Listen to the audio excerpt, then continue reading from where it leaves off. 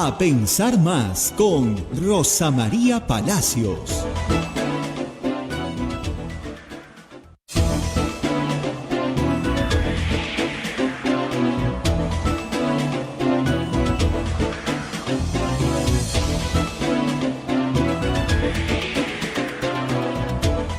Señoras, señores, muy buenos días. Bienvenidos a Pensar Más con Rosa María Palacios desde Radio Santa Rosa para todo el Perú y el mundo. Ya estamos conectados con Radio Santo Domingo en Chimbote, Radio San Martín en Arequipa, Radio Cepagua en Ucayali, Radio Quillabamba TV en La Convención. También Radio Madre de Dios en Puerto Maldonado, Radio Huánuco en Huánuco, Radio La Voz de Ayacucho en Ayacucho, Radio Pública en Puno, Radio Moro en Ancash, Radio Cumbre en Huancayo, es la radio del Arzobispado de Huancayo, Radio Milenio en Satipo, Radio Estación Solar en Abancay, Radio Oriente en Yurimaguas, Radio Los Ángeles en Cajamarca, Radio San Valentín en Lampa, Radio Activa en Cerro de Pasco, Radio Continental en Huanta, y canales de televisión como Onda Digital TV, Fuego TV, Full TV y Quillabamba TV también están transmitiendo a Pensar Más con Rosa María Palacios, aparte de las plataformas móviles, el Facebook de Radio Santa Rosa, el Facebook de Radio Quillabamba, y el canal de YouTube de Radio Santa Rosa, transmitiendo a Pensar Más con Rosa María Palacios, como nuestra página web www.radiosantarosa.com.pe. Muy bien, vamos a conversar con Rosa María Palacios sobre la presencia de la señora Presidenta de la República el día de ayer en la Fiscalía. Algunos lo han llamado un té de tías, ¿no? O sea, todo fue suave, bonito, no se le permitió hacer ninguna pregunta, o bueno, preguntaron, pero no les dio respuesta a la Procuraduría, a los familiares, a los abogados, a la doctora Cano que estaba presente ahí en representación de los familiares, nada. Solamente fue respuestas a el señor Marco Guamán, que es adjunto a la señora Benavides. La señora Gloria Cano, abogada de las víctimas, ha dicho que las preguntas fueron muy generales y que todo estuvo para favorecer a la señora Presidenta de la República. El doctor Carlos Rivera llegó un poco tarde, 7 minutos tarde, no lo dejaron entrar, pero él, enterado de todo, ha dicho que no hubo repreguntas, ¿no? No, que la señora Dina Boluarte no reconoce ninguna responsabilidad y tampoco reconoce haber dado alguna disposición a las Fuerzas Armadas, ¿no? Y no aceptó pregunta de los agraviados, de las víctimas. Legalmente Rosa María nos dirá lo que si está bien o está mal, pero me parece pésimo que no haya aceptado las preguntas de los abogados de las víctimas. O sea, desde mi punto de vista humilde, es otro agravio más para las víctimas. Bien, el doctor Joseph Campos, que es el abogado, él sí todo ha estado contento, pero en un momento saltó cuando iban a preguntar los procuradores impidiendo, ¿no? Y ahora ha salido con la novedad que dice va a pedir que se excluya a la presidenta de ser investigada por genocidio, y Rosa María lo dijo, ¿no? Este es un juego. Claro, y tiene razón, porque no ha habido ningún genocidio. Rosa María no va a explicar al detalle este tema, y el de la señora ministra, que nos ha enrostrado, que tiene títulos, 16 diplomados y más cosas, 2 doctorados, una maravilla. Rosa María, ¿cómo estás? Adelante, buenos días. Buenos días. Muy buenos días a todos nuestros oyentes en el Perú y en el mundo, con un poco de tos esta mañana, con este clima raro que está teniendo Lima, raro y advirtió Senami, que acaban de haber 24 grados todos los días, así que estamos en una franca primavera-verano, más que en un otoño-invierno. Pero en fin, tenemos que cumplir primero con nuestros auspiciadores y empezamos con la Pontificia Universidad Católica del Perú. La Maestría en Gerencia Social de la Pontificia Universidad Católica del Perú invita a profesionales de diferentes disciplinas a participar del proceso de admisión. Informes en Facebook, @PUCMGS o al teléfono 993-028-464. Urbánica. Diseñamos y construimos viviendas que te conectan con la naturaleza y que generan bienestar para tu hogar. Si deseas conocer nuestros proyectos en Punta Hermosa y Miraflores, o si tienes algún inmueble donde quisieras construir, nos podemos asociar también. Escríbenos al WhatsApp 948-242-747 o 998-999-201. Palestra, el sello de los buenos libros de derecho, presenta los primeros 6 volúmenes de su nueva colección, Cuadernos de Jurisprudencia del Tribunal Constitucional, los cuales buscan dar a conocer la mirada de este tribunal en diversos temas relativos a los derechos fundamentales. Además, cuenta con una recopilación de las sentencias más relevantes hasta el año 2022. Mayor información en palestraeditores.com. Y por supuesto, ustedes también nos pueden ayudar con el sostenimiento de la radio, que es una organización, como ustedes saben, sin fines de lucro. Lo único que tienen que hacer es capturar el QR que aparece en pantalla y hacer una donación a través de cualquiera de las billeteras electrónicas. Nos ayudan mucho esas pequeñas donaciones porque nada es poco. Estamos muy contentos con contar con su ayuda. Y también para todos los peruanos que nos escuchan en el exterior o que no tienen billetera electrónica en el Perú, tenemos el sistema PayPal, que es un sistema muy seguro. Se puede realizar una donación a través de cualquier tarjeta de crédito. Muy bien, Abel, vamos con la noticia que está en portada hoy en todas partes. La presidenta de la República asistió ayer a la Fiscalía. Hoy se cumplen 6 meses, hoy es 7 de junio, 6 meses desde que juramentó como presidenta el pasado 6 de diciembre. 6 meses en los que no hay ningún proyecto vigente de adelanto de elecciones, donde no hay ningún proyecto de reforma constitucional.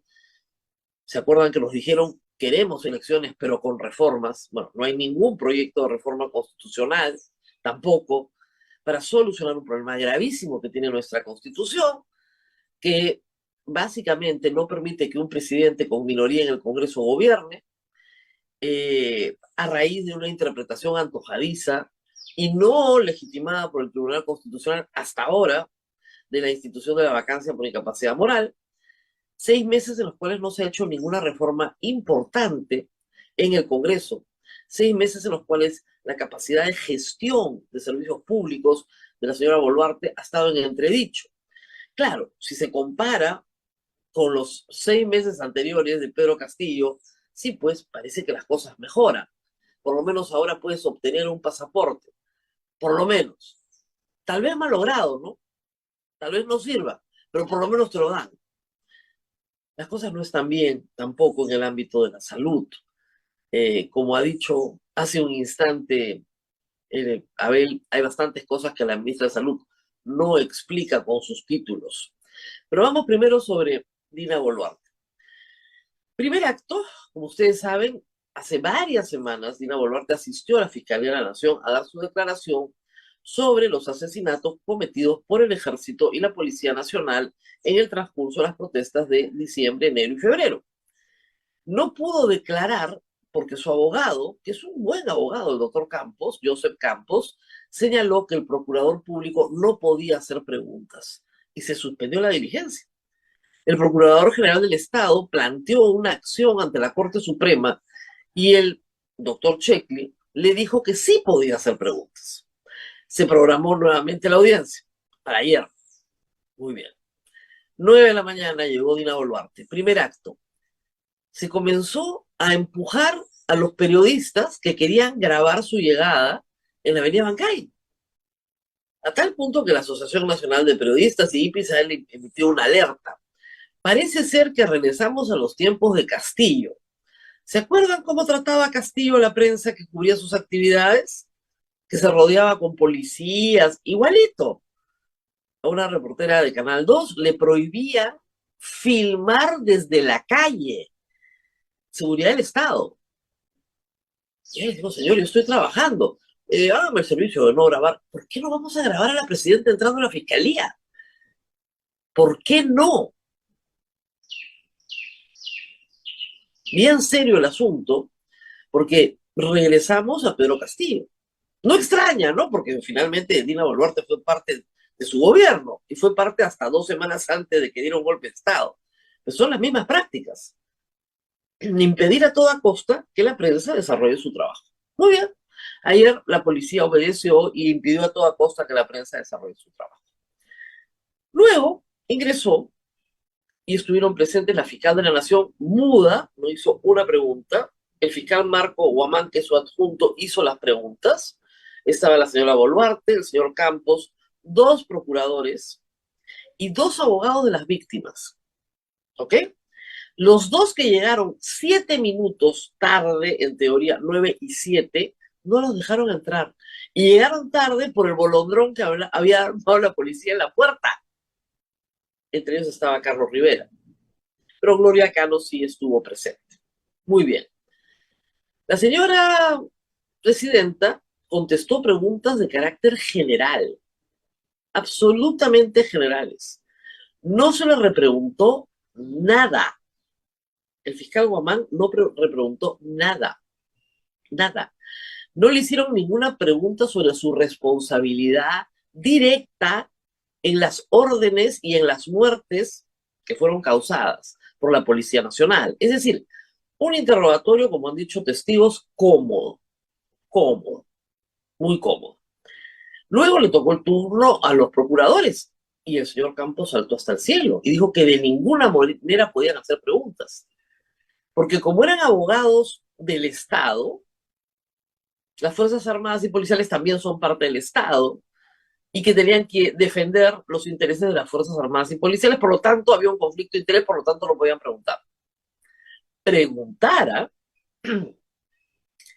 y tampoco podían preguntar los abogados de las víctimas, porque estábamos en etapa preliminar y por lo tanto no les correspondía. Ante la resolución judicial que ya existe, a pesar de que está apelada, los procuradores insistieron y al fiscal Guamán no le quedó más remedio que admitir que tenían que hacer preguntas.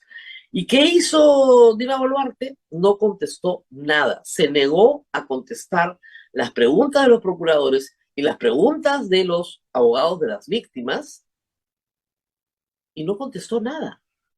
Y ahí estaban pues las preguntas que no eran cómodas. Las preguntas que colocan en el centro de la responsabilidad de lo sucedido a Dina Boluarte.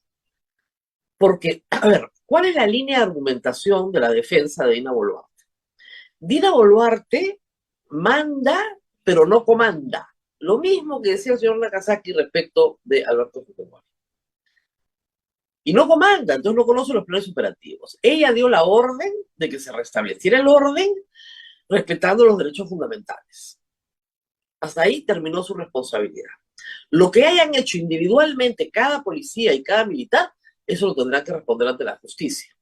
En la otra mano, por supuesto, la policía y el ejército va a proteger los nombres de todos los que participaron. Ya está listo, esa es la línea de defensa. Matas a 18 personas en Juliaca, esa es la línea de defensa. A 6 en Andahuaylas, esa es la línea de defensa. A 12 en Ayacucho, esa es la línea de defensa. Yo no sé, unos policías dispararon, unos militares dispararon, yo no sé. Esa es la línea de defensa. ¿Y qué militares? El fiscal se voltea a las Fuerzas Armadas y pregunta, ¿quiénes fueron? No, no sabemos. Es información confidencial, no se la podemos dar. Ya está. De como no podemos individualizar, entonces nadie mató. Fuente Ovejuna. ¿De verdad creen en el gobierno? ¿De verdad creen, señor Otárola, que eso les va a funcionar? Bueno, parece que creen que les va a funcionar. Y por supuesto, la señora se fue y no contestó nada. Con lo cual, la promesa de, y está grabado, ¿eh? Yo no me voy a escudar en el derecho al silencio, voy a contestar todo lo que me pregunten, no fue más que una mentira, o una verdad a medias, que es en el fondo la peor de las mentiras. El abogado, el doctor Campos, es un muy buen abogado, pero un pésimo político, porque tendrá que entender que hoy día la noticia es que Dina Boluarte no contestó las preguntas. ¿O qué creía que íbamos a decir? ¿Que sí contestó todo lo que se le preguntó? No, no es cierto. Reitero, será un buen abogado, habrá evitado que le pregunten cosas que su patrocinada no puede responder, porque si se responde se incrimina, ¿no es cierto? Pero es un pésimo político, porque todo el Perú sabe que a confesión de parte, ¿no? Relevo de prueba. O sea, al final del día, su silencio, si bien en derecho no otorga, el derecho al que calla no otorga, en la política sí. Y negarte a responder es una confesión.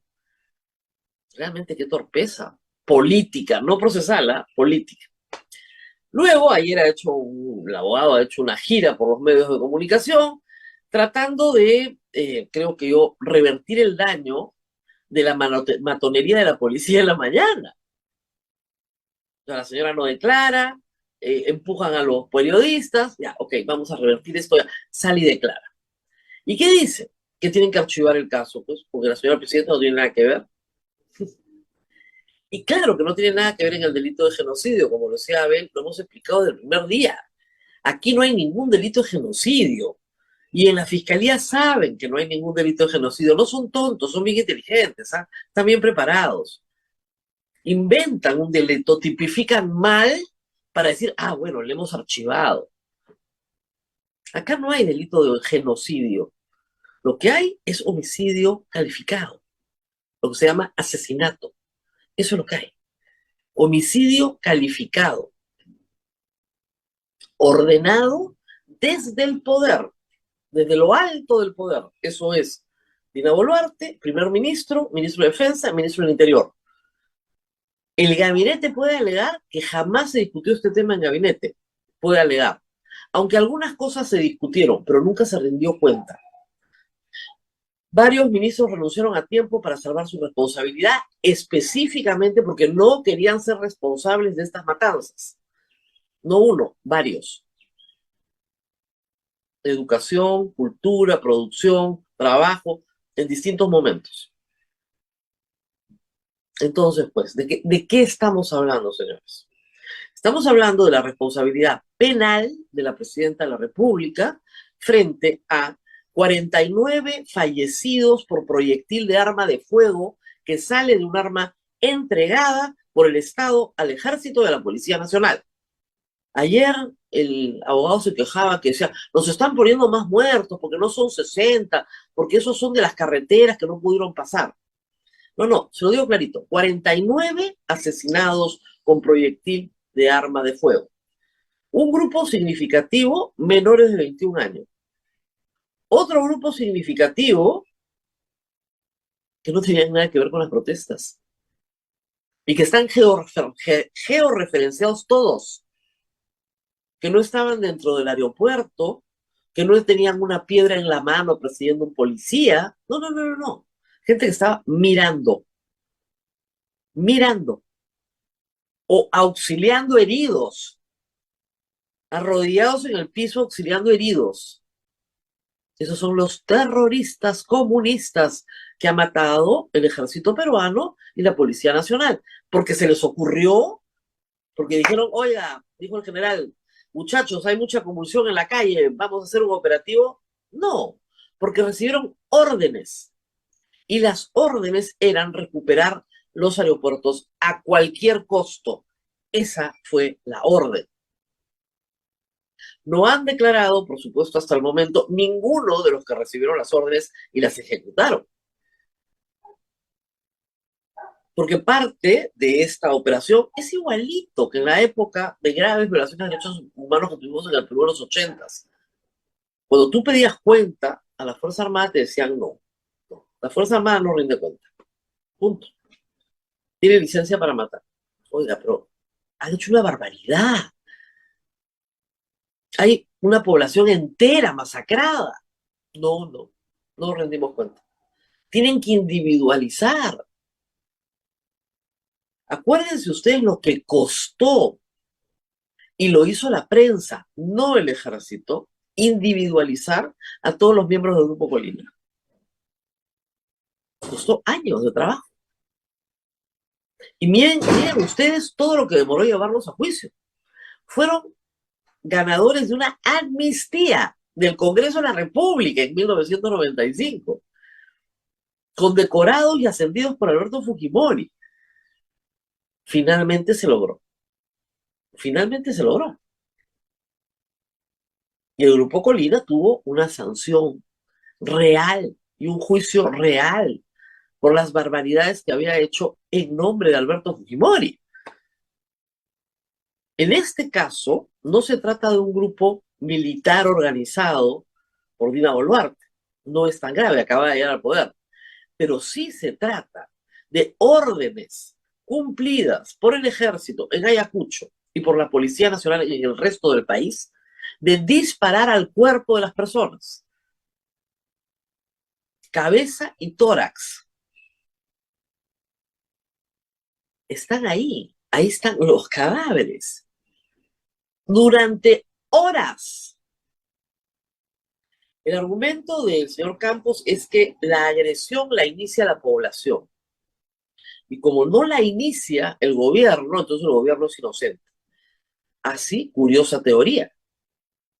Para que exista legítima defensa y que la policía pueda usar un arma de reglamento para matar a alguien, ese policía tiene que probar que había una amenaza real e inminente de lo que lo van a matar. Si una persona está arrodillada atendiendo a un herido, ¿dónde está la amenaza real e inminente de que va a matar a otro? O a la policía. Si una chica está con su familia, parada mirando, una chica que cuida animales, que tiene 16 años, y le cae un tiro de la policía o del ejército o de quien sea, ¿dónde está la amenaza real e inminente? Reitero, los casos han sido georreferenciados ya. Se sabe dónde estaba parado cada uno de los que recibió un disparo en el momento en que lo recibió y qué estaba haciendo. Esas eran las preguntas que tenían que hacer los abogados de las víctimas. Y por supuesto, Dina Boluarte las escuchó, pero no las respondió, porque si las responde honradamente, va a tener que decir cosas que van a generar su juzgamiento y probablemente una pena.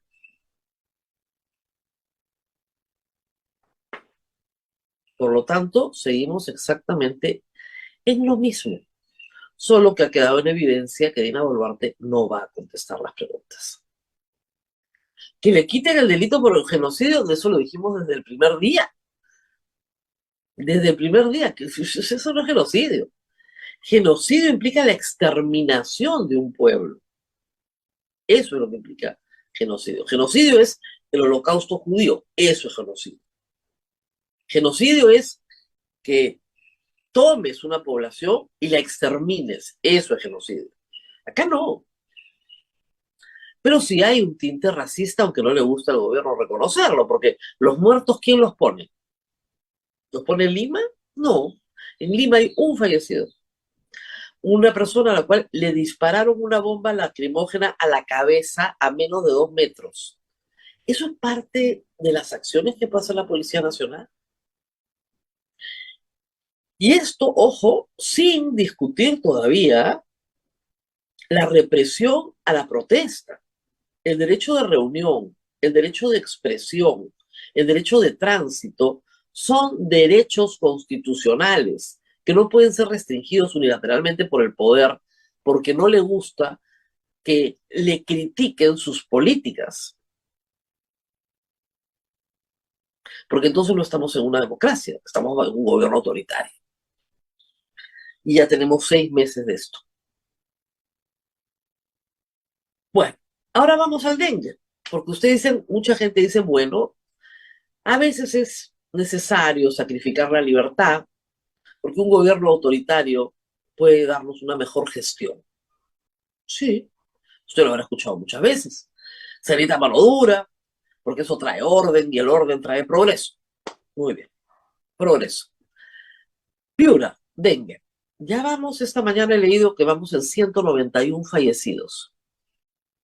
Ya tenemos el doble de contagio en 6 meses, el doble del contagio que se tuvo en 2017, brote alto, ¿no es cierto?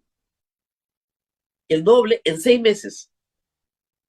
La situación en Piura está fuera de control, esa es la verdad.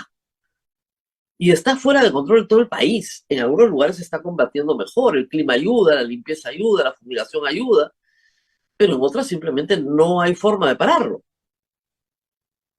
Esa es la gran gestión. Y la señora ministra fue al Congreso ayer a exhibir sus credenciales académicas. Y a raíz de esto ha surgido todo un debate sobre lo que se llama el credencialismo.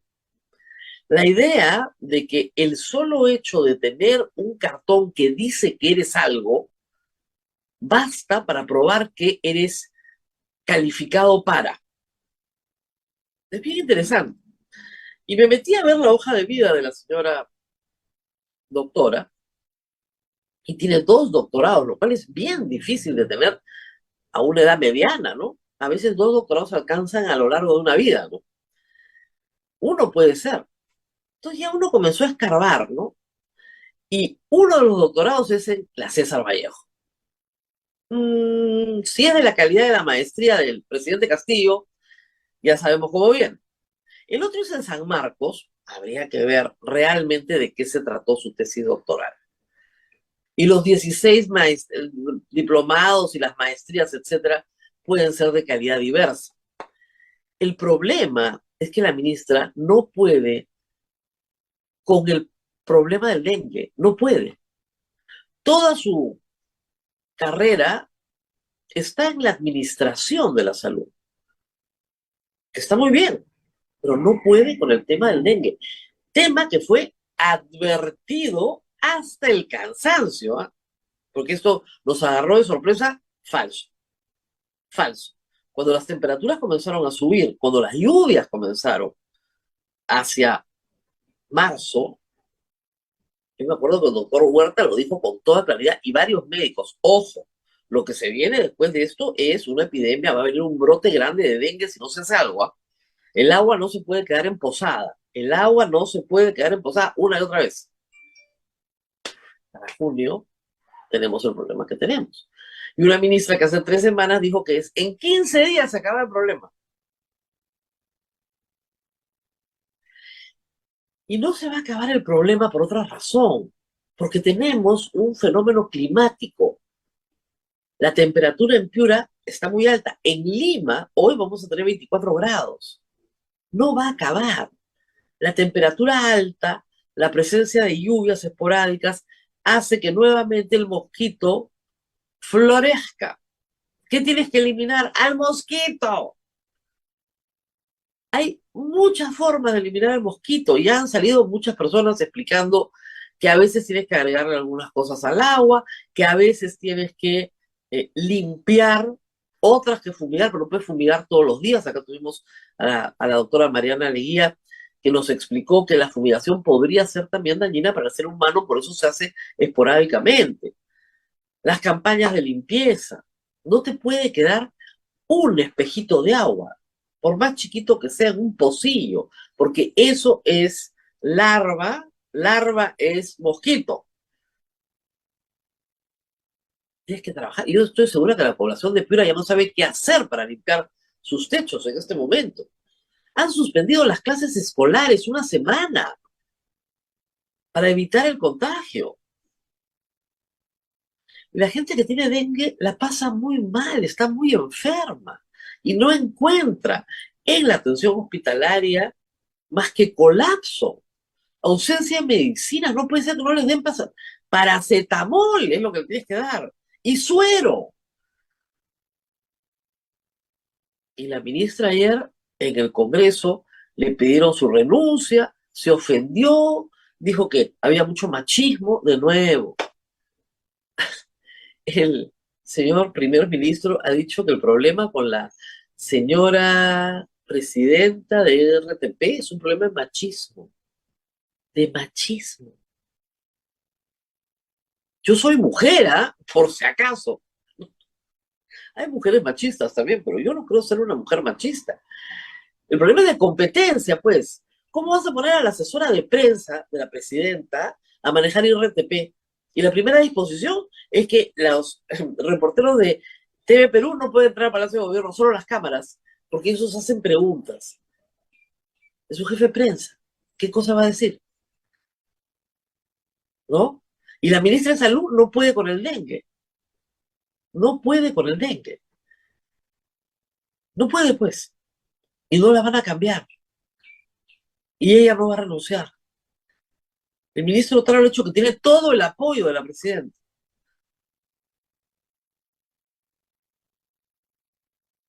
Así estamos. Esta es nuestra situación. Entonces, para los que creen que la mano dura trae mejor gestión, bueno, a los hechos me remito. ¿Cuál es la mejor gestión? La ministra ha votado al comité de expertos porque dice que ahora tiene una nueva estrategia. Los expertos ya les dieron sus recomendaciones, entonces ahora va a tener un comisionado para cada región. Pero hace 15 días decía que eso era responsabilidad de los gobiernos regionales, no del Ministerio de Salud. Entonces ahora tiene un alto comisionado para cada región. ¿De qué estamos hablando? O sea, de nuevo, ¿dónde está la buena gestión? Pues vamos a sacrificar nuestras libertades porque nos van a dar una buena gestión. ¿Dónde está la buena gestión?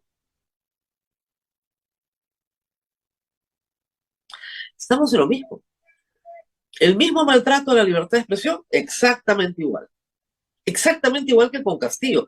¿Se acuerdan cuando Castillo salía y le ponían un cerco de policías que iban empujando periodistas? Ya, estamos en lo mismo. Exactamente igual. ¿Qué hemos cambiado? Bocos por babas. Lo único que ha cambiado es una alianza en el Congreso para sostener a Dina Boluarte para que ellos no sean disueltos.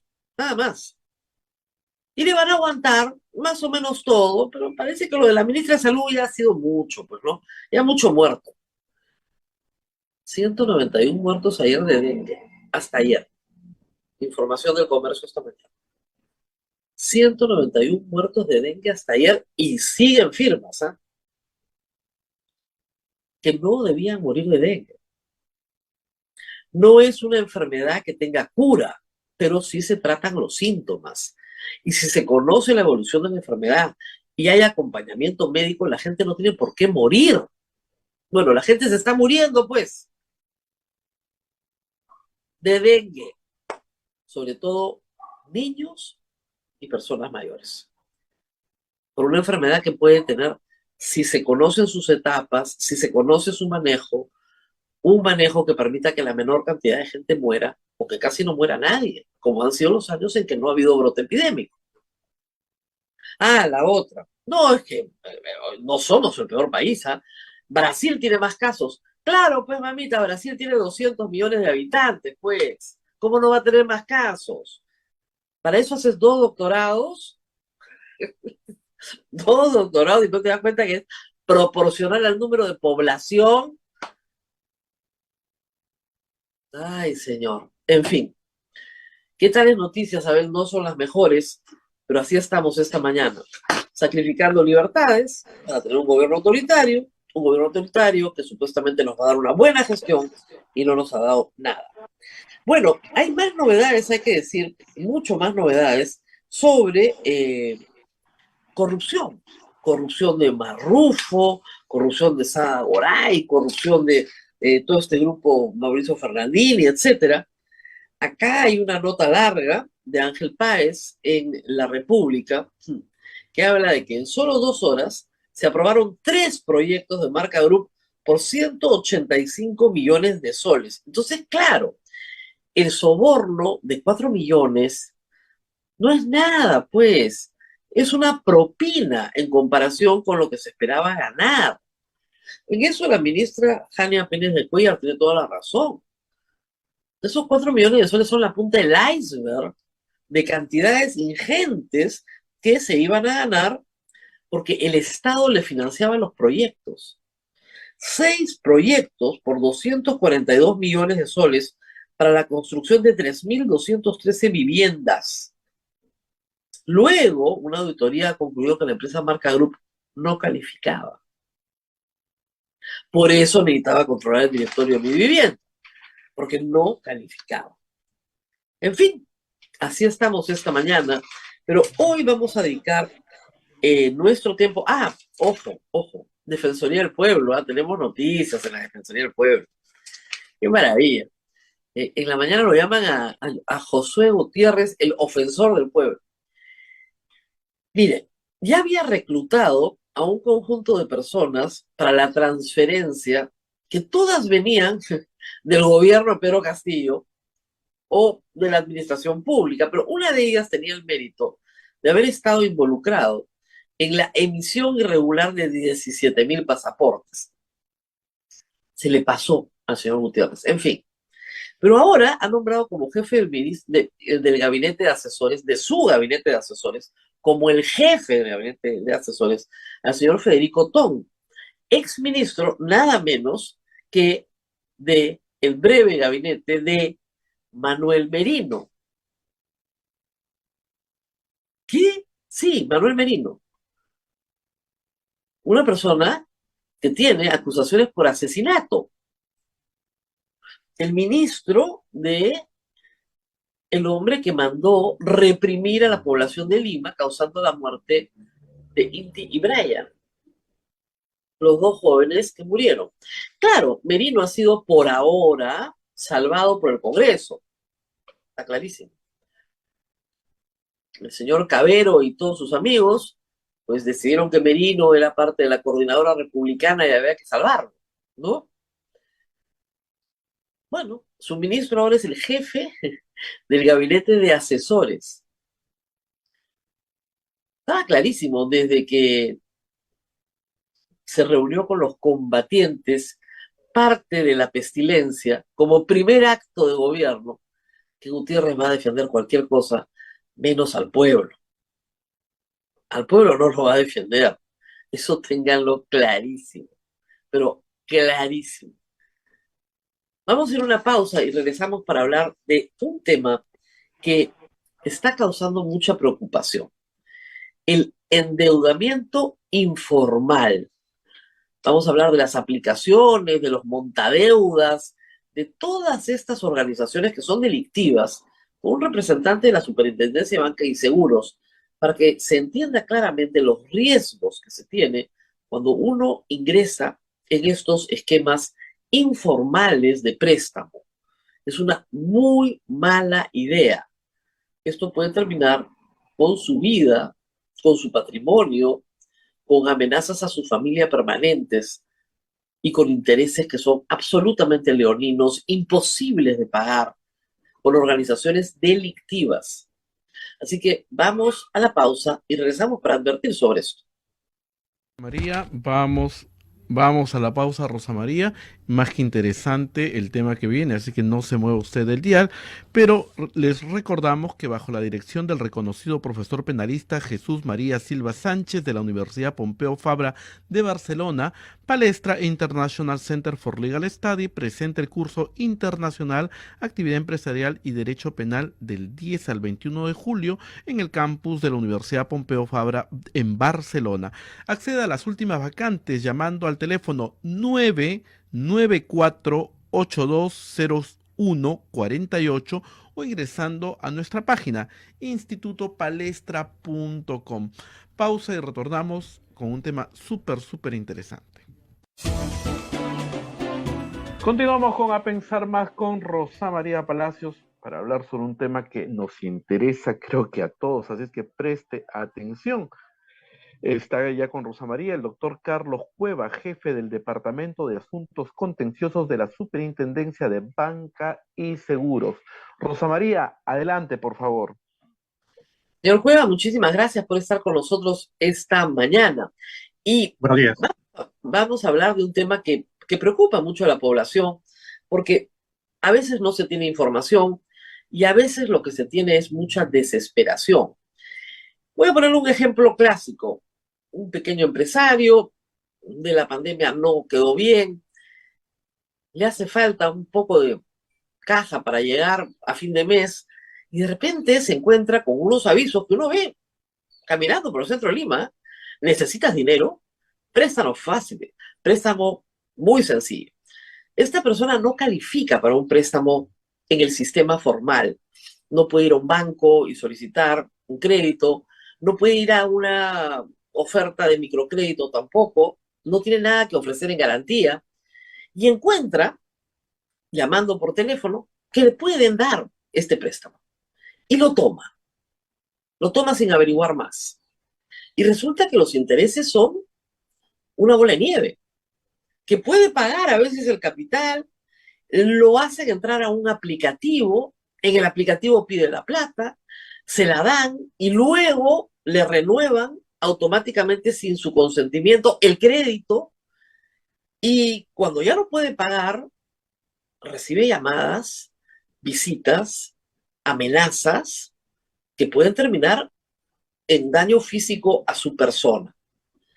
Frente a esta realidad, lo primero que quería preguntarle, señor Cuevas, es ¿qué tan extendido está el fenómeno en nuestra sociedad? Lo que acabo de describir. Sí, Rosa María, buenos días, mucho gusto de estar Buenos en el días. programa. Efectivamente, digamos, es una señal más de la informalidad que existe en el Perú en todos los ámbitos, ¿no? En el tema de préstamos, claramente también hay mucho campo para la informalidad, pero hay que distinguir varios escenarios, ¿no? Porque efectivamente, digamos, restando o sacando de lado los préstamos formales de entidades financieras o empresas inclusive que no necesariamente son entidades financieras, pero que se dedican a prestar dinero en condiciones regulares, etcétera, existe un campo muy amplio de lo que es la informalidad que ya linda con lo delictivo, ¿no? Con lo delictivo.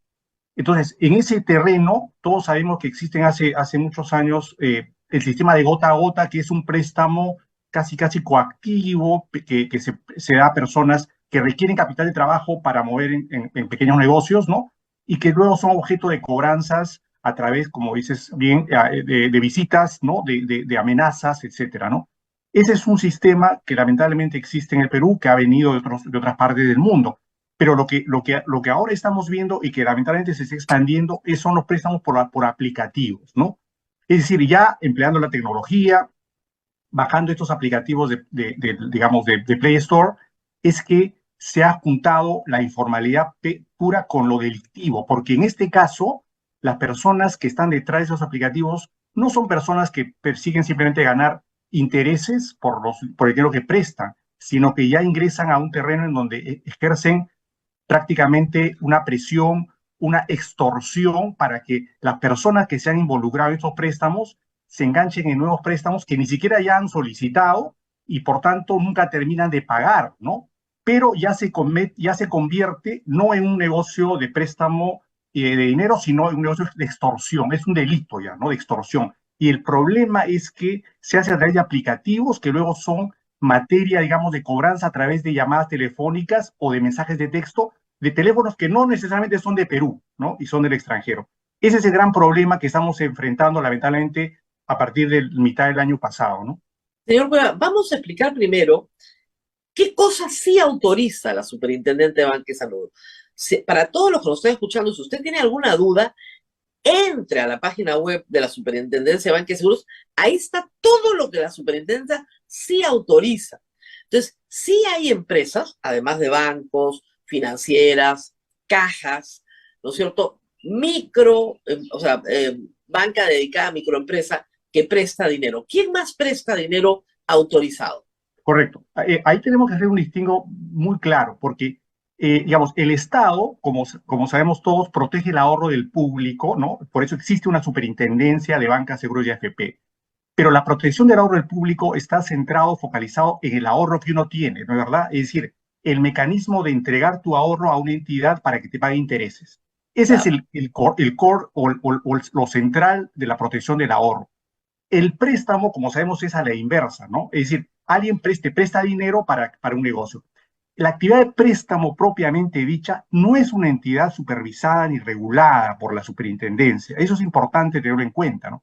Ahora bien, obviamente los Claro, bancos porque, a prestan ver, para dinero. que entienda el público, Sí, yo como persona particular le puedo prestar a mi hermano una cantidad de dinero, celebramos un contrato de mutuo, vamos a la notaría, dejamos nuestros datos, en fin, se hace un contrato de mutuo, que es un contrato de préstamo, pactamos un interés, y ahí la superintendencia no tiene nada que hacer.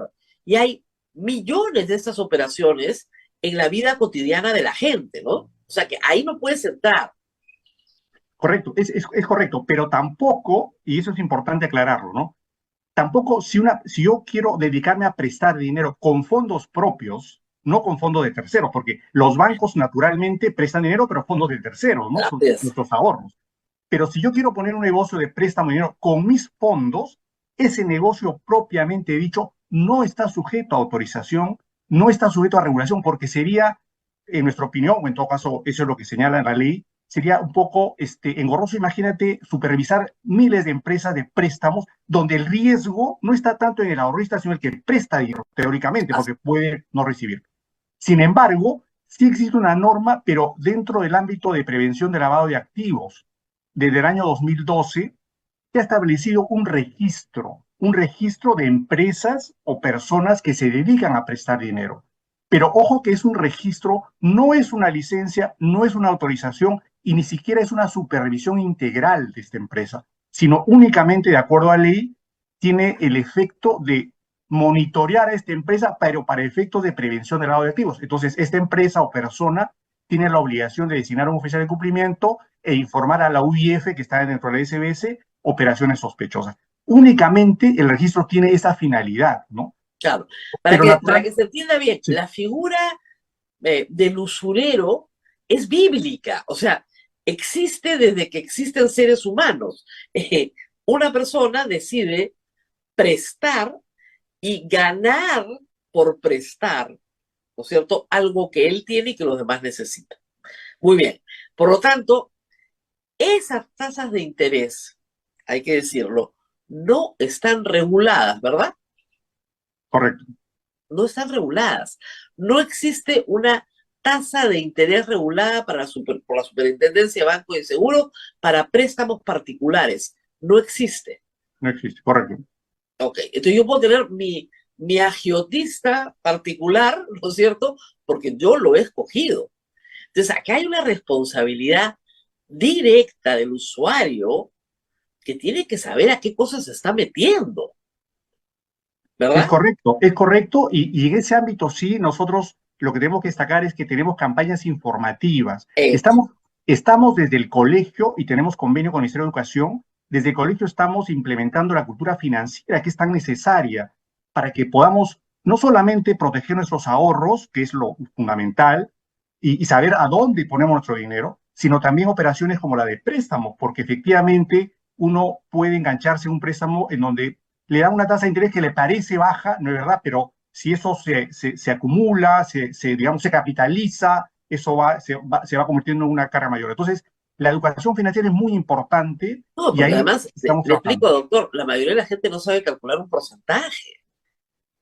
O sea, Sí, es verdad. ese es el problema. El problema viene desde las matemáticas en el colegio. O sea, si a ti te dicen, no sé, 5% de interés diario, da 5%, ¿no? Diario, ¿no? Y lo vas a ir generando como bola de nieve sin parar. Capitalización, vamos a capitalizarlo diariamente al 5%. Es la locura, ¿ya? Pero suena poco. La otra cosa es que el usuario dice, ya, ¿cuánto es mi cuota? No le interesa saber cuánto es el interés total de lo que va a pagar, sino cuánto es la cuota. Ya, yo te voy a prestar tanto y tú me vas a pagar 100 soles diarios. Ah, 100 soles diarios sí puedo pagar. Oye, te están cobrando 1000%, no importa, pero por los 100 soles diarios sí puedo pagar. Porque no hay, o sea, tú le dices, oye, multiplica todas las cuotas que vas a pagar hasta el final del préstamo y mira lo que le vas a pagar versus lo que te ha prestado. No, no, no, ese cálculo no se... Yo he tenido gente que me ha dicho, no, ese cálculo no se hace. Ni hablar, pues. Ese cálculo no se hace, pues no, nadie se presta nada. No, justamente tienes que hacerlo para darte cuenta que te tienes que prestar o menos, o te tienes que prestar más corto, o te tienen que bajar la tasa. ¿Verdad? Sí, es verdad. Es correcto, es correcto. Eso es parte, como digo, de la educación financiera, ¿no? Que es importante desde niños, ¿no? Muy bien. Ahora, en el tema de los aplicativos, si me permite, Rosa María, es Sí, ahí vamos. nosotros lo que estamos alertando es que, como digo, estos aplicativos enganchan a las personas, ¿no? En préstamos y en nuevos préstamos se convierten en una bola de nieve y nunca terminan de pagar. Pero sobre ¿Cómo se todo llama? porque, ¿Por qué se llama montadeuda? ¿Por qué se llama así montadeuda? bueno, ese es un término que viene de México, porque este sistema lamentablemente viene importado de México, ¿no? Montadeudas es porque sobre la deuda que ya tienes te agregan una más, o sea, te montan otra deuda. Entonces, es una tras otra, ¿no? Deudas que al principio, bueno, sí te pueden dar dinero, o sea, sí te dan dinero efectivamente en tu cuenta, pero te cobran tasas exorbitantes en primer lugar y en segundo lugar te siguen prestando dinero que tú ya no has pedido, ¿no? Entonces, ¿y cuál es lo grave del asunto, ¿no? Es que como al bajar el aplicativo has autorizado el uso de tus datos, o mejor dicho, el acceso a tus datos personales, incluyendo tus contactos, entonces te amenazan con que si no pagas, entonces van a extender mensajes a todos tus contactos diciendo que eres un deudor, que eres un estafador, que no pagas y no solamente mensajes, ¿no? Sino también fotos, imágenes de tu celular respecto a otras personas que, por supuesto, los utilizan de manera extorsiva, ¿no? Entonces, ese es el riesgo más grave que Pero hemos ya, detectado, que digamos, estamos ahí ya advirtiendo. estamos frente a la comisión del delito de extorsión, que se Correcto. puede denunciar penalmente. Pero el problema es que estas razones sociales se esconden en muchas capas y conocer la cara de estas empresas es muy difícil, ¿o me equivoco? Es difícil y ya implica la intervención naturalmente de las autoridades que tienen que ver con investigación de delitos, ¿no es verdad? La policía, el Ministerio Público. Existen ya algunos informes periodísticos que han, Oye, digamos, ahondado en el asunto y vinculado. Nosotros lo que tenemos hasta ahora es información de que esto viene de México, ¿no? Hay personas, sí, hoy inclusive, día, hoy día, hoy día justamente la República tiene un informe que señala que son redes chinas y mexicanas detrás de los montadeudos y que llegan efectivamente hasta notarías y estudios de abogados que constituyen estas empresas y que luego llegan a algunos nombres, logran llegar a algunos nombres, pero al final se pierde en la cadena hacia arriba, ¿no? Fuera de la exacto. Constitución del Perú. Exacto, porque constituyen empresas con personas que claramente son testaferros, ¿no? Entonces, Exacto. se oculta el verdadero beneficiario final de la empresa que efectivamente son del extranjero. Entonces, en realidad es una tarea bastante complicada.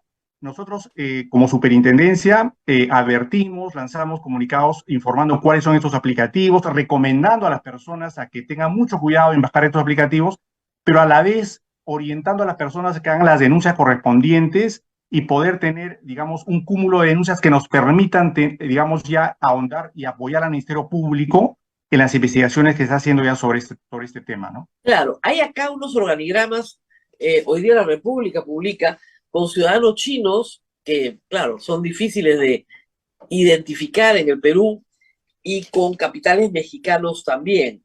Eh, y son creadas varias bajo la misma razón social, o sea, varios aplicativos responden a la misma razón social.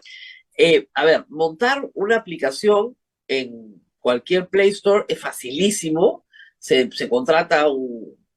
Luego tienes gente que sí lo hace lícitamente, han habido varias quejas, se han publicado, ¿no?, una lista enorme, hay como 40 aplicativos, yo estaba sorprendida.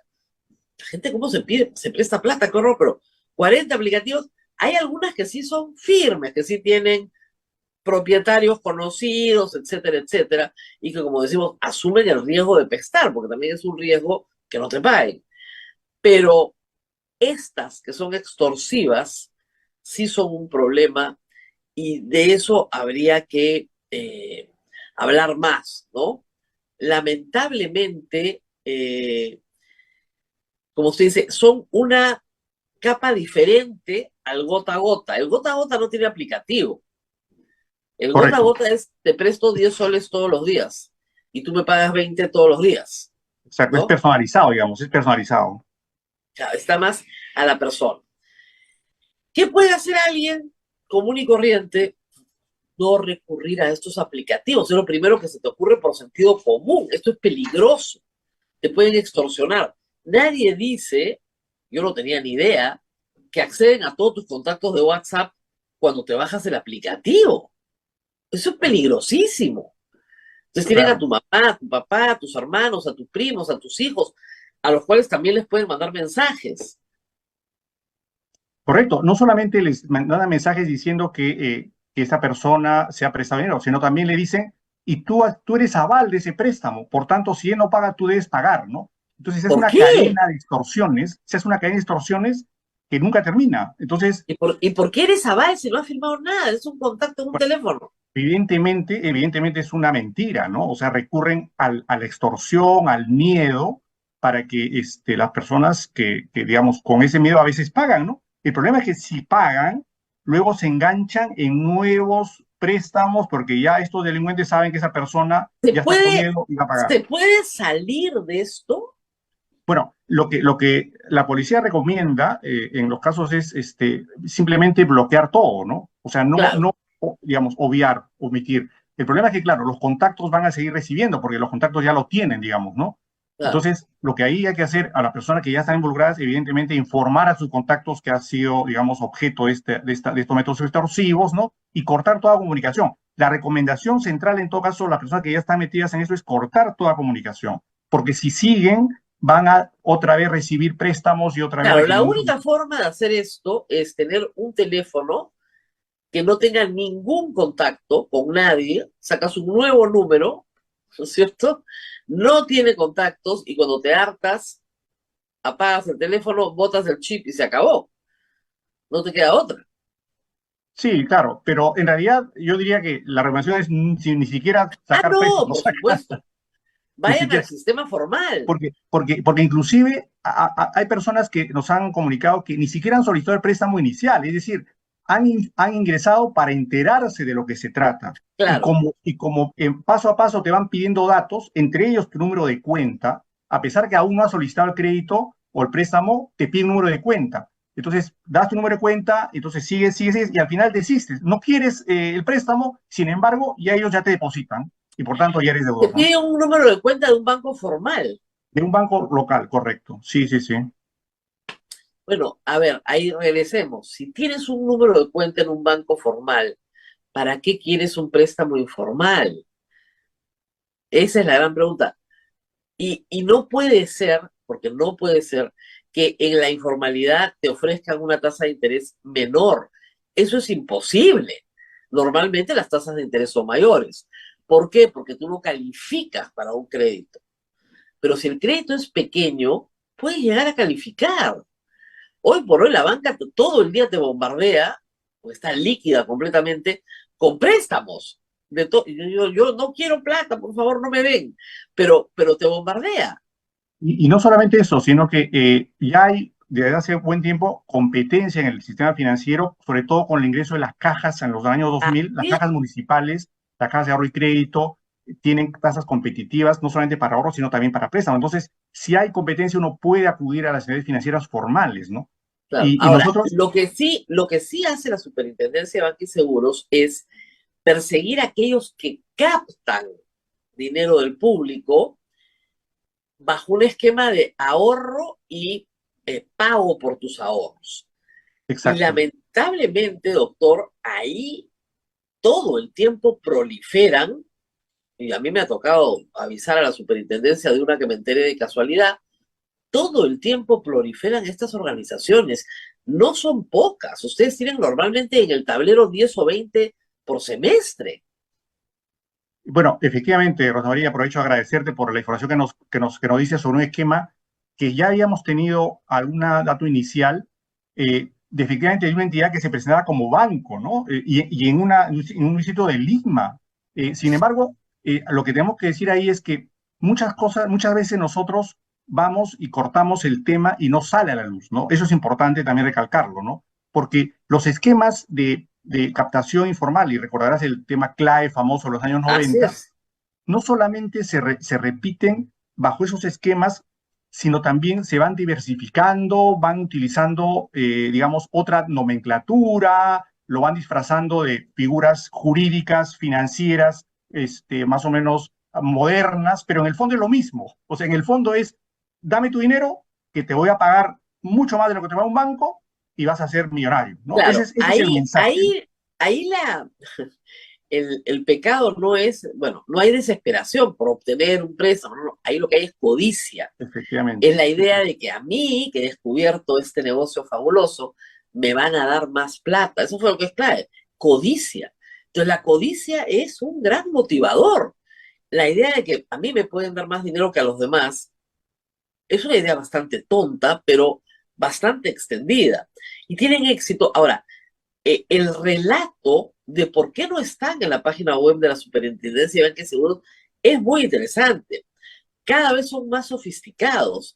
Te dicen, nosotros somos banca internacional, somos banca de segundo piso, utilizan un montón de términos, no necesitamos permiso de la superintendencia, por eso es que te podemos pagar estos intereses fabulosos. Entonces, hay un montón de retórica en esto. No sé qué más han encontrado ustedes de este tipo. Bueno, en realidad hay muchos esquemas. Por ejemplo, nosotros en el año 2016-2017 atacamos a un sistema que se presentaba como Pay Diamond. Pay Diamond, un sistema que venía de Brasil, que venía de Bolivia, y que era un negocio redondo de diamantes, ¿no? Entonces, tú ingresas a invertir en diamantes. El diamante se extrae de una mina que está en Mozambique. Entonces tú compras un derecho por un diamante que se extrae de la mina, pero en el proceso, digamos, de extracción, en el proceso de pulido y de armado del diamante, que va a durar 6 meses, tú vas a recibir ya un ingreso del 5% semanal por el valor ¡Semanal! semanal. Entonces, pero eso es porque tú estás esperando tu diamante. Ojo que tu diamante, cuando a los 6 meses va a ser tuyo. Claro, y entonces depende qué tamaño de diamante quieres, ¿no? Por $300 tienes un diamante pequeño, pero si inviertes $10,000 vas a tener un diamante grande. Ese era el mensaje. O sea, en resumen, ese era el mensaje. Y mucha gente, sobre todo lamentablemente gente joven, cayó en estos esquemas, ¿no? Y entonces armaban eventos digamos, en hoteles o en centros de convenciones, invitando a la gente, y la gente se apuntaba, compraba paquetes. Por supuesto, señor Cueva, no había ningún diamante, ¿verdad? No había ningún diamante, y al final el esquema cayó como una, digamos, como dice, una torre de naipes, ¿no? Porque el punto era que era una cadena en donde, además, tú, si querías ganar más dinero, tú tenías que recomendar a dos personas, ¿no? Entonces, Una pirámide, claro. mezclaban el tema de inversiones con pirámide, ¿no? Entonces, se hace una bola de nieve.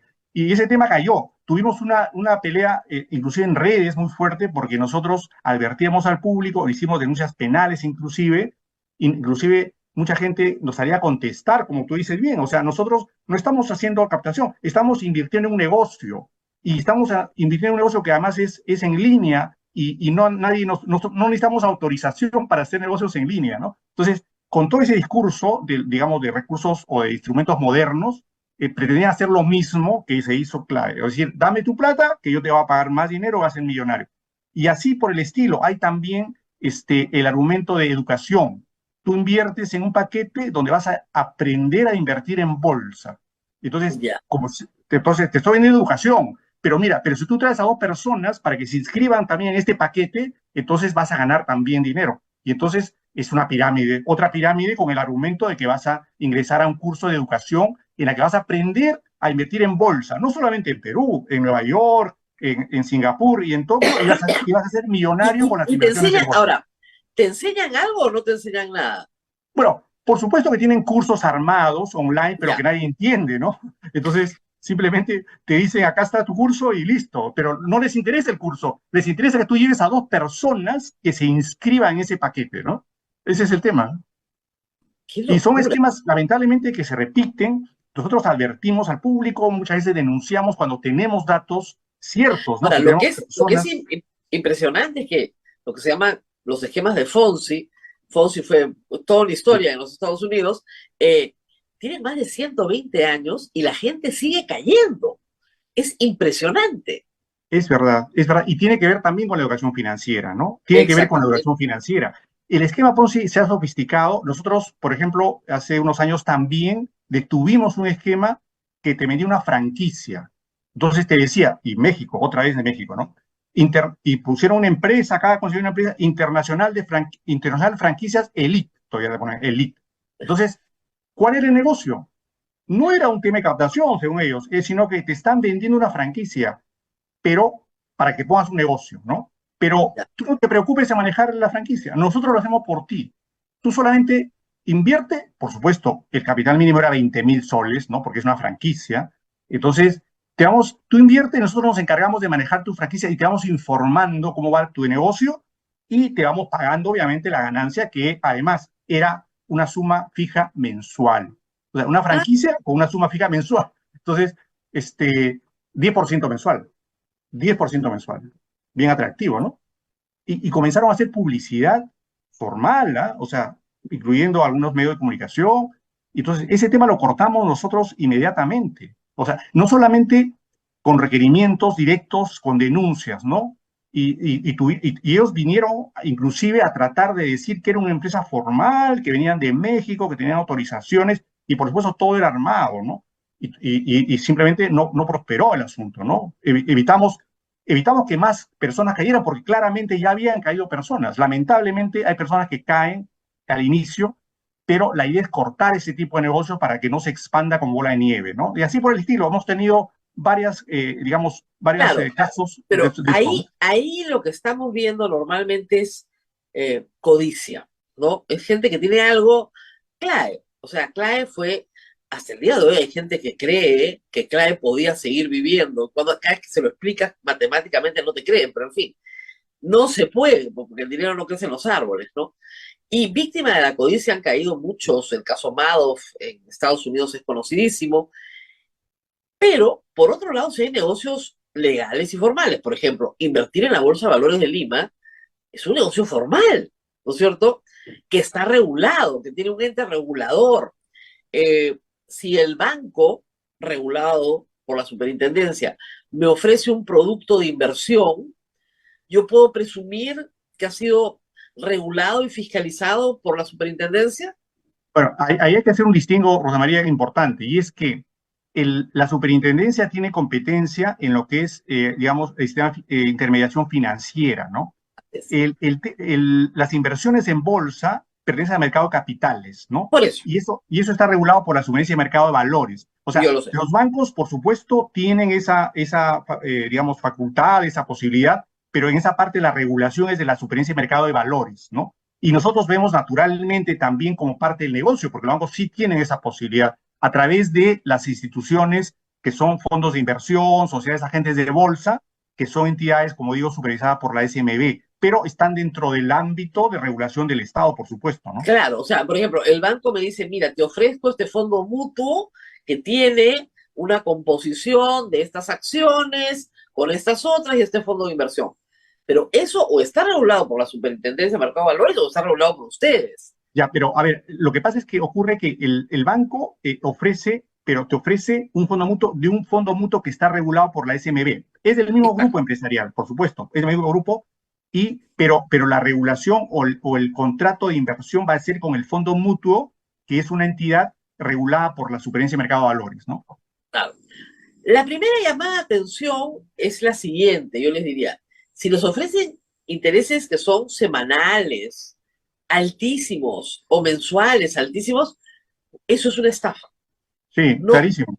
no hay forma que eso suceda. O sea, no te pueden dar 5% semanal. Eso no te da ni el narcotráfico, ¿verdad? O sea, no hay forma. No es un negocio en realidad. Es mentira. Es correcto, pero fíjate, el problema es que estos negocios lo que hacen es pagar lo ofrecido durante los primeros meses, ¿no? Para Claro, creer de que sí es un negocio que funciona, ¿no? pero es que eso siempre hace un buen estafador. Hasta con Exacto, exacto, las bolitas y los naipes y esto, primero te hacen creer que sí puedes ganarle. Si no, no vas a exacto. caer redondo. Y, Y y no, cuando ya estás entregado, le entregas la plata grande, porque nadie es tan tonto de decir, no, voy a entregarle todo mi dinero, no, voy a empezar chiquito. Si pierdo, bueno, perdí poquito para probar. Y resulta que sí me pagan, y sí me pagan, y sí me pagan. Claro, le pagan a todo el mundo, ¿ya? pero, Hasta que quiero retirar toda mi plata. Entonces ahí te dicen, no, ya no puedes retirarla. claro, y el problema es que al inicio, el hecho de que tú crees que funciona el negocio hace que tú también invites o pases la voz a tus familiares, ¿no? Hemos tenido casos lamentables de gente que ha involucrado en esos negocios a su mamá, a sus hermanos, ¿no? Les ha convencido de que pongan su dinero ahí porque a él sí le han pagado, ¿no? Y lamentablemente al final se ha derrumbado todo, ¿no? Y muchas veces utilizan, como decía, el Ahora, tema hay de gente que te inversiones. dice, yo me salí a tiempo, entonces yo no perdí nada. Y se siente muy tranquila. Y tú le dices, oye, ¿no te das cuenta que le has robado a todos los que han venido detrás tuyo? ¿Que eso que tú recibiste es la plata de los otros? Claro, efectivamente hay una, vamos a decir, una ganancia, si no es ilícita, antiética por lo menos, porque tú involucraste a tu persona. En Netflix se ha estrenado este año documental de Madoff, ¿no? Sí, Madoff es un esquema Ponzi, el más grande que había en Estados Unidos, en los años recientes, o sea, no estamos hablando de hace muchos años, pero lo que quería destacar es que ahí, cuando se hizo la liquidación de lo que quedó, efectivamente los que ganaron más al comienzo, se les quitó esa ganancia para repartir a los que entraron claro, después, para hacer una suerte de distribución equitativa de los perjuicios, ¿no? claro, pero fue brutal. Y además no lo detectó la SEC, que es el equivalente a nuestra Superintendencia del Mercado de Valores. No lo detectaron durante décadas. Y Sí, era un esquema sí. piramidal brutal, pero Sí, gigantesco, efectivamente, ¿no? De alto nivel, digamos, ¿no? Porque Por de ahí alto fueron supuesto. nivel. atrapados todos, o sea, no solamente Exactamente. la SEC, los bancos, inversionistas supuestamente sofisticados, ¿no? Así es. Y de los ahorros también. A ver, ¿por qué hay que ahorrar en una institución formal? ¿Por qué? Es Bueno, bien simple. o sea, digamos, el ahorro digamos, lo más preciado que uno tiene porque digamos, está su futuro en sus ahorros, ¿no? Y por esa razón es que el Estado protege el ahorro. O sea, el Estado protege el ahorro y lo hace a través de una regulación que establece qué entidades autorizadas y supervisadas están autorizadas a Claro, captar y esos porque el ahorros, ¿no? Estado nos da algo que mucha gente no conoce, pues se los voy a contar, que se llama Fondo de Seguro de Depósito. O sea, si ese banco quiebra, a mí el Estado me va a dar hasta un monto. En este momento estamos encima de 100.000 soles, creo, ¿no? 125.000 soles por Claro, persona, por por persona persona. Entonces, y por si entidad financiera. por entidad financiera, si la caja quiebra, a mí me van a pagar hasta 125.000 soles. Mi consejo práctico es que nunca tengan más de 125.000 soles en ninguna parte. Una vez alguien me escuchó en la banca, dijo, para eso sirve el Fondo de Seguro.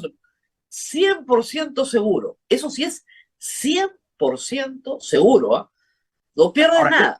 es un fondo que en realidad lo forman las propias entidades financieras, Ah, ¿no? O sea, es lógico, un de fondo nuestra que se propia aporta plata. mensualmente, correcto.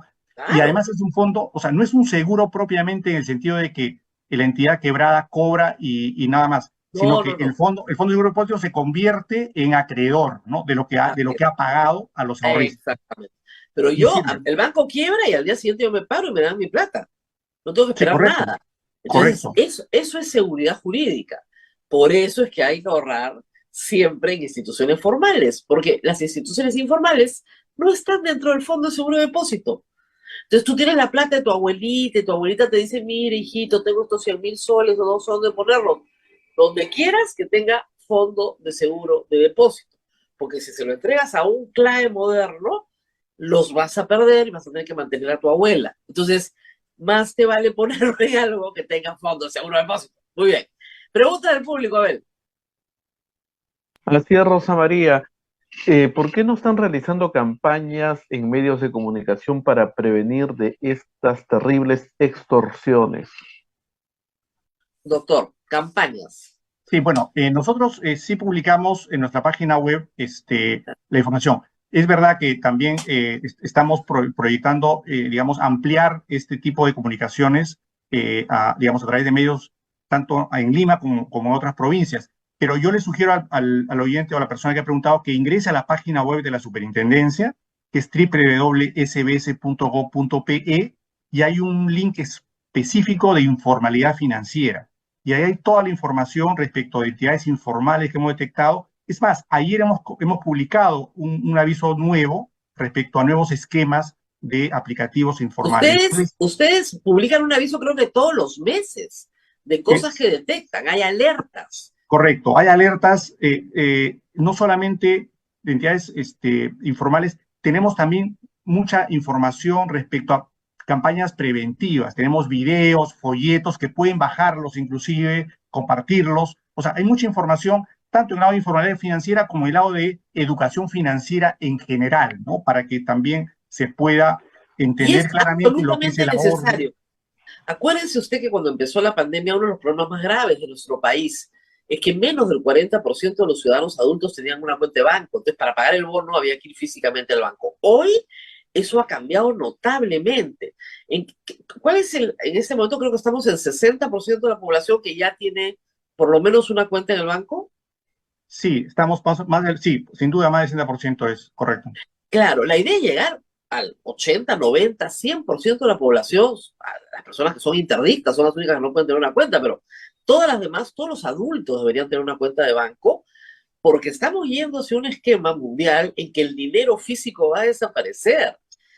Entonces es absolutamente necesario que todos los adultos tengan una cuenta de banco.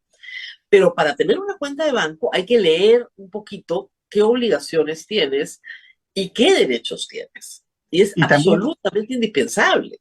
correcto, y también, digamos, asesorarse bien sobre qué tipo de cuenta, ¿no? Por ejemplo, en cuenta de ahorros, como sabemos, hay diferentes tipos de cuenta en función de cuál es la finalidad que vas a tener. Si solamente vas a ahorrar, no vas a utilizar esa cuenta para hacer otro tipo de movimientos, hay cuentas que son básicas y que no te cobran nada de mantenimiento, no importa el monto que tú tengas, ¿no? Entonces, es O si importante. vas a ahorrar a largo plazo, no te conviene la cuenta de ahorros, te conviene un certificado a plazo fijo. Entonces, hay Correcto. varios productos que tienes que estudiar, pero la cuenta sí es muy importante. Por ejemplo, las cuentas de ahorro domésticas, digamos, son casi cuentas corrientes para una cualquier familia, ¿no? Porque de ahí pagas el colegio, pagas la luz, pagas el teléfono, pagas todo. Entra la cuenta sueldo, que es un producto que se ofrece mucho hoy día, me depositan mi sueldo y de ahí pago todas las cosas, ¿no? Correcto. Entonces, hay muchos productos, pero hay que sentarse a estudiar, hay que invertir un ratito de tiempo y no hay que tenerle miedo, por el contrario, a lo que hay que tenerle miedo es al usurero, a ese hay que tenerle miedo. Correcto. Y no solamente, Rosa María, digamos, las entidades financieras tienen la obligación de informar y de orientar. Nosotros, como superintendencia, también tenemos un área de atención al ciudadano. Entonces, en la página web que he señalado, tenemos el 0800 1840, que es el teléfono de acceso gratuito. Tenemos el correo de informalidad@sbs.gov.pe. Muchos canales que pueden ver en la página web a las cuales pueden acceder a cualquier información del sistema financiero, de seguros y AFP, ¿no?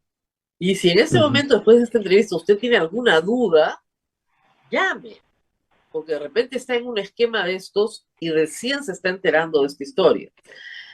Otra pregunta, Si Abel. las casas de empeño son legales, ¿cómo saber si estoy tratando como una entidad legal? Sí, Es interesante esa pregunta porque sí, o sea, al igual que las casas de préstamo y las casas de cambio, también las casas de empeño están en la obligación de inscribirse en este registro de la SBS, pero como he señalado al inicio, con fines de prevención del lavado de activos, ¿no? ok. Entonces, la pregunta concreta, la respuesta es sí, las casas de empeño son legales, pero deben inscribirse en la SBS. Y quiero señalar que el registro de empresas de préstamo, de empeño y casas de cambio es un registro público. También lo pueden encontrar en la página web de la superintendencia. Así es. Y la pignoración, así se llama, que es prestar a cambio de un bien mueble, es un negocio lícito, lo han hecho muchas veces cajas municipales. ¿Por qué? Porque dejas en prenda algo. Entonces, el préstamo está respaldado con tus joyas, con las cositas de la abuela, en fin, que las llevaste, ya. Si tú no pagas, entonces la casa de empeño saca remate esos bienes. Entonces la casa no pierde, porque tiene en prenda tus productos. Ahí sí hay una relación muy, a ver si quieren, equivalente, ¿no? Tú me prestas acá. Cuando yo voy a rescatar los productos es porque pago mi préstamo, ¿no es cierto? Y los intereses tienen que estar pactados más o menos, ustedes tienen que entender, de acuerdo a los niveles de mercado, ¿no? Si me cobran 1000%, ese no es un interés de mercado. Mejor me voy, me retiro. Y ojo, aprendan a calcular intereses, ¿ok? Si te dicen 5% a la semana, calcula con capitalización semanal, calcula lo que te sale eso al año. Mejor no, ¿ya? Mejor no. A ver, siguiente pregunta. Si te entregan tarjetitas con números de teléfono que dicen préstamo al instante, ¿sería bueno denunciar a la policía o tienen ustedes algún teléfono, algún medio donde pueda llamar la gente para que les advierta? Bueno, nosotros, como hemos señalado, la actividad de préstamo, si bien es una actividad formal, regular, digamos, no está supervisada por la SBS, pero sí las personas que prestan, sean personas naturales o personas jurídicas, tienen la obligación de inscribirse en el registro. Entonces, nosotros lo que recomendamos es que en la página web verifiquen si esa persona o empresa está inscrita, en primer lugar, pero también pueden llamarnos por teléfono al 0800 1840 o escribirnos al correo informalidad@sbs.gov.pe y le podemos orientar respecto de esa persona o empresa específicamente está o no inscrita en el registro, ¿no? Así es. Pero mira, si te están dando una tarjetita que dice préstamos al instante, no es una buena señal. De verdad, no es. Es como yo en el centro siempre veo en el piso, ¿no? Necesitas dinero, llama. Entonces, y uno que está a veces necesitado mira al piso y dice, bueno, de repente si llamo, no es una buena idea. Puedes terminar con una pierna rota. No es una buena idea. Pero salvo que sea, digamos, un folleto de una empresa formal, ¿no? Que sí No, tenga un no, yo negocio me refiero montado. a una cosa que está pegada en el suelo.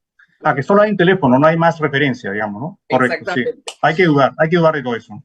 Dude, por favor, señora, señor que me escuche, dude. La duda es sana en estos casos. Salva su patrimonio, su salud y su vida, su prestigio y su honor. O sea que mejor dude. Más preguntas, Abel. ¿Cuánto ha bajado el porcentaje del crédito en el sistema formal desde que se aprobó la ley de topes e intereses? Ni idea. Bueno, y es una pregunta más técnica, ¿no? La verdad que yo no Sí. veo tema de supervisión bancaria, pero digamos, esta ley de reducción de tasas de interés, en realidad, a criterio de la superintendencia, no es una ley muy técnica, ¿no? Porque digamos, la Constitución establece, digamos, una libertad de precios, una libertad.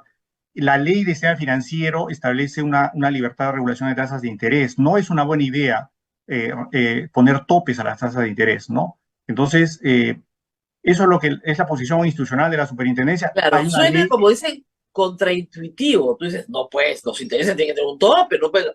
Pero créanme que tiene una racionalidad. Porque si tú pones un tope, no hay libre competencia. Y lo que tú quieres es que los intereses bajen. Justamente al poner un tope, todo el mundo se pega al tope. Porque ese es el tope. Y en verdad, esta es una ley que está en este momento, ha sido objeto de una acción de inconstitucionalidad que está Así pendiente que es. se resuelva en el Tribunal Constitucional. Y en esa línea, también la superintendencia fue invitada a dar su opinión en ese proceso y un funcionario explicó, digamos, digamos lo contraproducente de esa norma y que lamentablemente, ahora estoy recordando, también explicó que eso había sido inclusive perjudicial para la gente de menos ingresos, de la gente, digamos, que va a las cajas y eso, ¿no? Entonces, Claro, porque además hay otra, ¿verdad? Que es de perogrullo, pero hay que decirla. El crédito más caro que existe es el que no tienes. Justamente si tú pones un tope, hay un montón de gente que ya no va a poder entrar al sistema. ¿No? Porque el sistema dice yo, a ese precio ya no me arriesgo. Encima de ese tope, yo podría con un poquito más arriesgarme contigo, pero ya no. Ya, es decir, no me arriesgo contigo. Entonces, ¿a dónde se va a ir esa gente? A la informalidad. sí, Ese es el lamentablemente, sí. problema. La arrastras a la informalidad. El tope no beneficia al consumidor y sí beneficia al agiotista, al usurero. Claro, porque sales del sistema. Ese es el problema. Parece contraintuitivo, ¿no? Pongan un tope y nadie. No, no, es que tenemos que convivir con sistemas informales. Por eso es que no conviene poner topes. Explícale eso al Congreso. Bien difícil. A ver. Nos vamos ya, Rosa María, estamos en Nos la hora. tenemos que. Muchísimas gracias. Te están pidiendo que ¿Sí? lo que está pidiendo el público, Rosa María, es que por favor esto lo difundan, pero por medios masivos, porque Sí. si no, mucha gente va a caer. Uh-huh. Es que es verdad, y lo hacen. Lo que pasa es que, a ver, el consumidor tiene que ser diligente. En el Código del Consumidor se presume un consumidor diligente. Un consumidor diligente es un consumidor que busca información. Un consumidor diligente es, en el fondo, un ciudadano, ¿ok? Y un ciudadano que sabe que tiene derechos y obligaciones y que se informa sobre sus derechos y sus obligaciones. La gente que hace trampa es muy buena haciendo trampa. No es que ustedes sean unos ignorantes, es que estamos sometidos a gente muy tramposa, que es muy buena haciendo trampa. Por eso la necesidad de educarnos más. Y sí, hay que educarnos todo el tiempo. y revisar las páginas web de las instituciones con las que tenemos en realidad una relación mucho más íntima de lo que se cree. Usted que cree, tiene una cuenta de banco, cree que no tiene nada que ver con la superintendencia, tiene todo que ver con la superintendencia. Lea la página web de la superintendencia. Hay un montón de información súper útil. Por ejemplo, si usted quiere saber qué banco paga la mejor tasa de interés por sus ahorros, ese cuadro está en la superintendencia. Yo lo uso un montón. Está en la superintendencia. Los plazos fijos. Y está cambiando todo el tiempo. Ahí usted va a descubrir cuál es el banco que le paga más por su dinero. De lejos, ¿eh? No lo voy a decir porque es un comercial, pero entre y mire. ¿Ya? Entonces, ahora, depende. Si tú quieres un plazo fijo a 360 días o a 520 días, vas a obtener un mejor precio. Pero si comparas producto por producto, o sea, plazo fijo 360 días versus plazo fijo 360 días, tienes la comparación de todititos los bancos y las cajas. Y todos tienen fondo de seguro de depósito. Entonces tienes que sentarte a estudiar. Y una vez que lo estudias bien, vas a poder poner ahí tus ahorros. Y te van a pagar un interés que puede significar mucho en tu vida. Entonces hay que estudiar. No le echen la culpa solo al regulador. Hay que estudiar. Todos estudian. Muy bien. Muchísimas gracias. Muchísimas gracias, Abel. Nos tenemos que Gracias despedir. al doctor Carlos Cueva, jefe del Departamento de Asuntos Contenciosos de la Superintendencia de Banca y Seguros. Gracias Así es. por su tiempo. Nos Nos ha vamos, ayudado Rosa María. muchísimo. Sí, Y por lo bastante. menos hemos hecho algo que es muy importante. Les hemos sembrado la duda. Eso es muy bueno, de verdad, porque van a ir a decir, ¿en qué me estoy metiendo? Un ratito, Así es. ¿no? ¿En qué me estoy metiendo?